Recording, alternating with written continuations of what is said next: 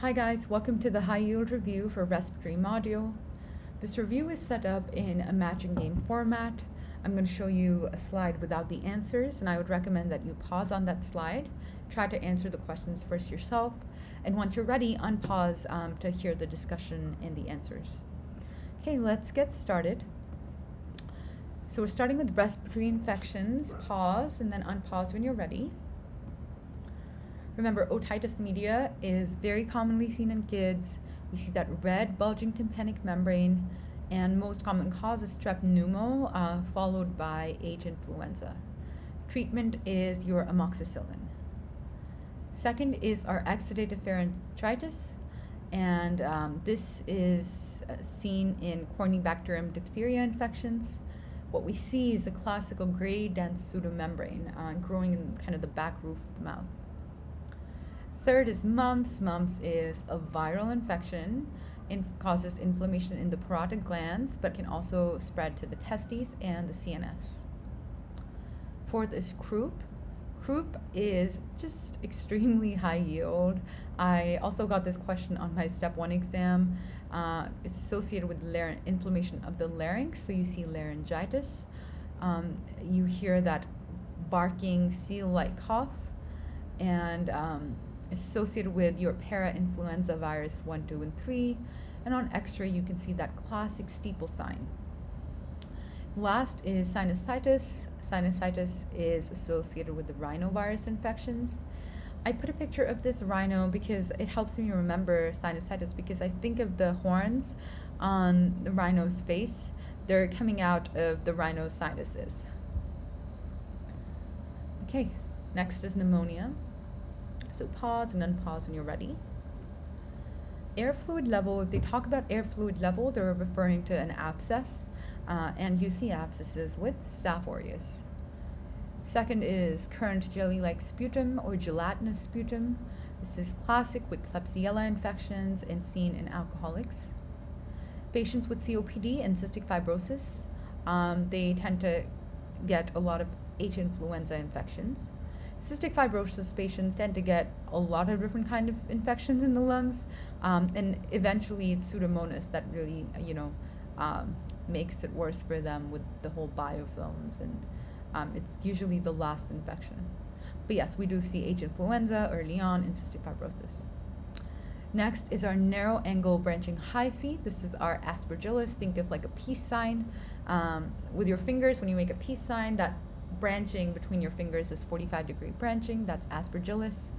Aspergillus, and we'll see this in one of the next slides as well, it especially important in patients who have TB, because aspergillus can start to colonize the cavities that we see in a TB infection, and they form this little fungus ball within those cavities, which is called an aspergilloma. Next is our spherules. Spherules is something we see with a coccidiomycosis infection on histology. It is important to know the fungi and where they're found and their geographical location. So coccidiomycosis is really common in the Arizona desert or the California desert, or the southwestern desert region. Then we also have blastomycosis. Blastomycosis is a fungus with a broad-based bud, and that is more common in the northeastern regions, and usually seen with, associated with decaying wood, or like if someone was raking leaves, etc. And there's also Histoplasma capsulatum. Histoplasma is very commonly seen with bird and bat droppings, and mostly in, Ohio, Mississippi. Those are usually the regions that they give you on the exam. Sixth is our buffer charcoal yeast agar. This is our special agar for Legionella, and we see Legionnaire's disease. Legionnaire's disease affects your lungs, but also gives you some abdominal symptoms, and Legionella spreads via water. 7 is aspiration pneumonia. Aspiration pneumonia can be seen in the right lower lobe because of just how the anatomy is set up. If you aspirate something, it most likely will end up in the right lower lobe. So you do see a lot of your gram-negative anaerobes from your oral cavity down in the right lower lobe, growing and causing pneumonia. Some patient population who you could think of who would get aspiration pneumonia, you can think of people who have had seizures, people who alcoholic population. These people tend to pass out, and they end up aspirating some of their stomach contents into their lungs. Or it can just be kids who swallow Lego pieces. Okay, moving on, TB. Just take a minute to think about these answers. And when you're ready, you can unpause. So growth media is my Lowenstein-Jensen media. It takes about 2 to 6 weeks to grow. Immune cells involved are my CD4 positive Th1 cells, the macrophages that form granulomas. Primary infection, we see a Goen focus, which is kind of in the mid zone of the lung. And if you count it with the mediastinal lymph nodes, we call it the Goen complex. The secondary infection is more on the apices of the lung, so we see an apical fibrocaseous lesion and case-eating granulomas. Systemic involvement is when TB disseminates or spreads throughout the whole body through your blood. Remember that we can see two different things. We can see a miliary TB or a complete disseminated TB. It honestly just depends on whether the person is immunocompromised or not. In immunocompromised patients, we see a full-blown disseminated TB. In patients who are healthy, we see a miliary TB. The millet seed-like appearance is just an indication that the body is trying to get rid of the infection or is trying to fight the infection. And when TB spreads to the vertebral column, it's called Pott's disease. Complications, you see pneumonia, empyema, which is pus in the lungs, and aspergilloma, what we talked about in the previous slide. Okay, moving on to some pharm. So we'll start with antibiotic resistance. Vancomycin resistance is seen when the bacteria can alter peptidoglycan structure. So it goes from D-ala-D-ala to D-ala-D-lac. Okay, so it changes the structure of the peptidoglycan. Next is our MRSA. MRSA is resistant to multiple beta-lactams, and it changes our penicillin binding protein to penicillin binding protein 2. And this resistance is acquired via transduction. Third is our penicillin-resistant strep. Penicillin-resistant strep, the resistance helps to convert our normal penicillin-binding protein to penicillin-binding protein alternate. And this resistance is acquired via mosaic genes.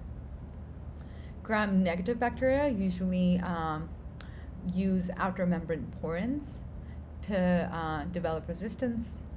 So that's A. And then isoniazid uses target modification. So it mutates the enzyme that's needed for the drug to work. So it mutates its CAT-G.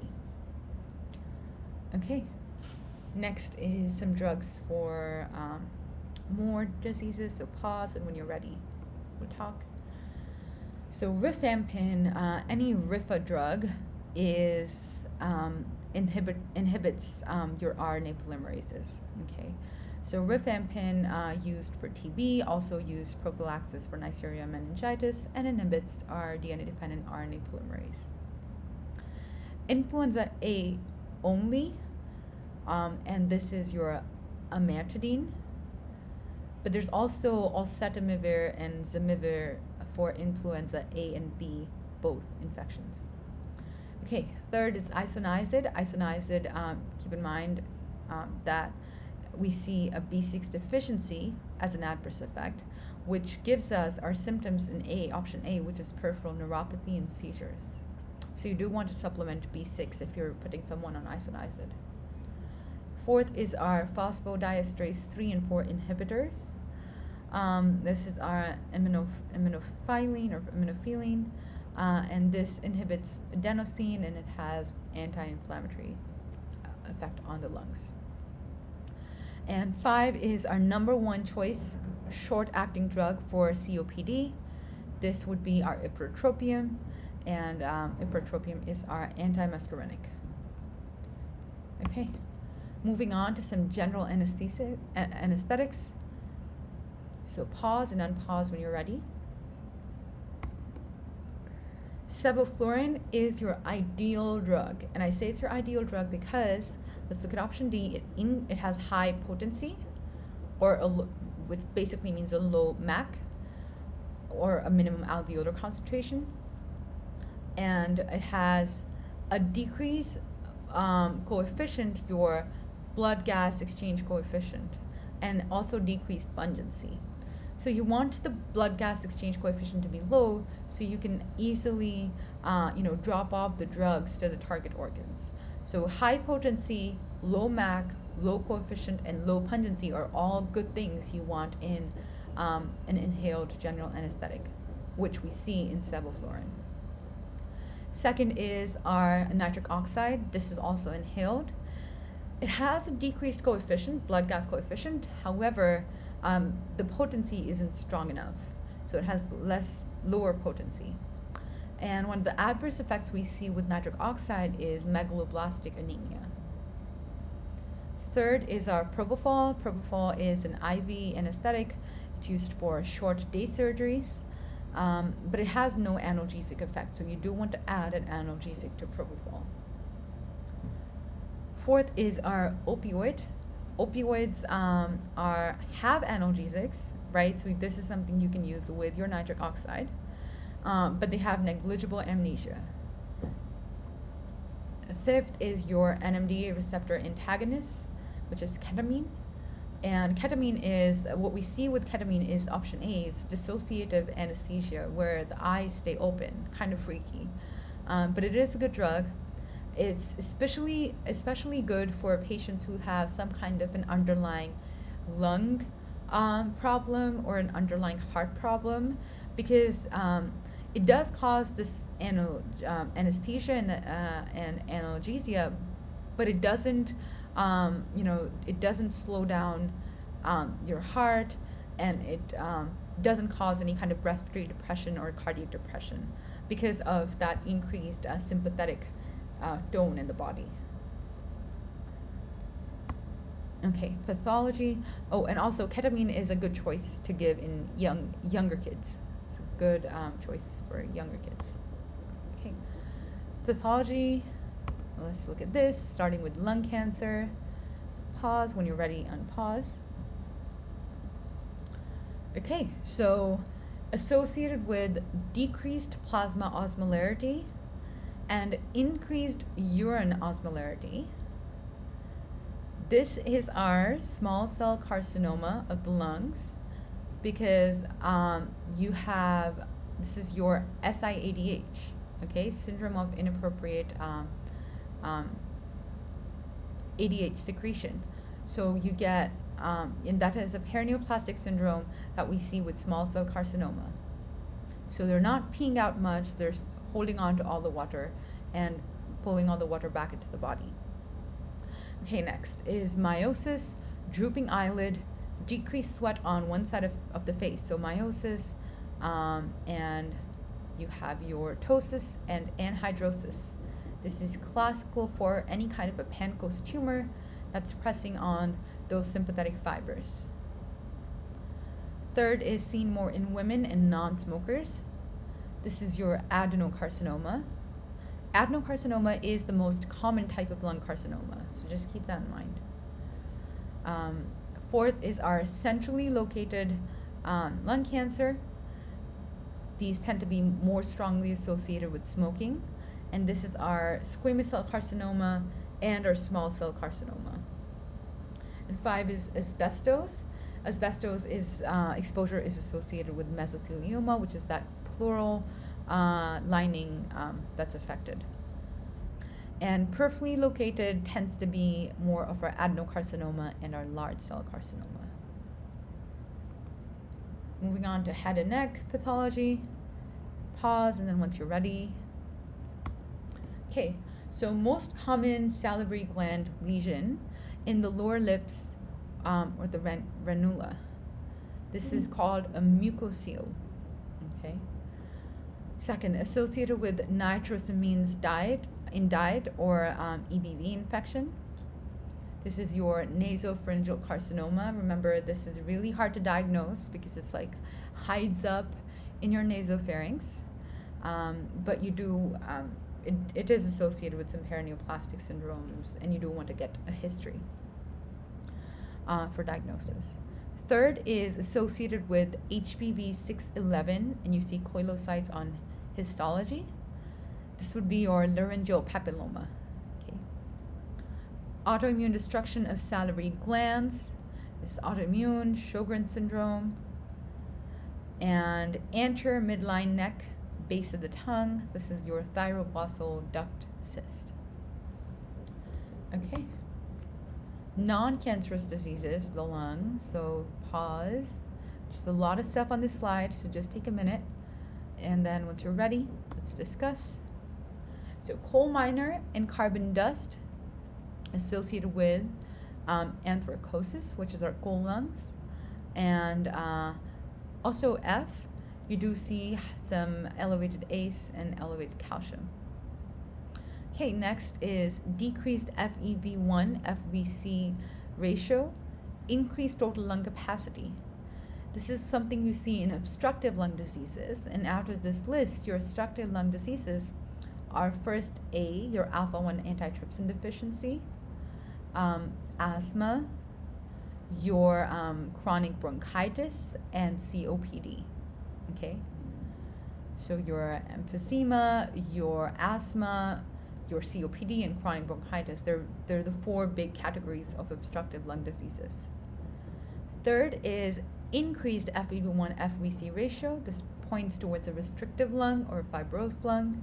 And diseases you see in restrictive lung diseases are your option F, which is sarcoidosis, something we see in sarcoidosis or even in coal lungs. And G, silicosis. And I is honeycomb lungs, which we see kind of throughout mostly all restrictive lung diseases. Honeycomb lungs is just how the fibrosis in the lung usually presents as. 4 is treatment with low tidal volume ventilation to prevent barotrauma. And this is something, this is the treatment we use in ARDS, or acute respiratory distress syndrome. Remember that in ARDS, we see hyaline membrane formation in the lungs on histology. So you're going to see a lot of pink hyaline. 5s are Charcot-Leyden crystals. This and Krushman spirals together are diagnostic for asthma. 6 is obstructive atelectasis. This is obstructive atelectasis was when there's an obstruction, so some kind of an aspirated foreign body. But there can also be compressive atelectasis when, let's say, there's a hemothorax or a pneumothorax and it's pushing the lungs to the opposite side. 8 is panacinar emphysema. Panacinar emphysema is usually due to alpha-1 antitrypsin deficiency. Central emphysema is mostly due to smoking. 9 is hypertrophy of the submucosal glands and mucus hypersecretion.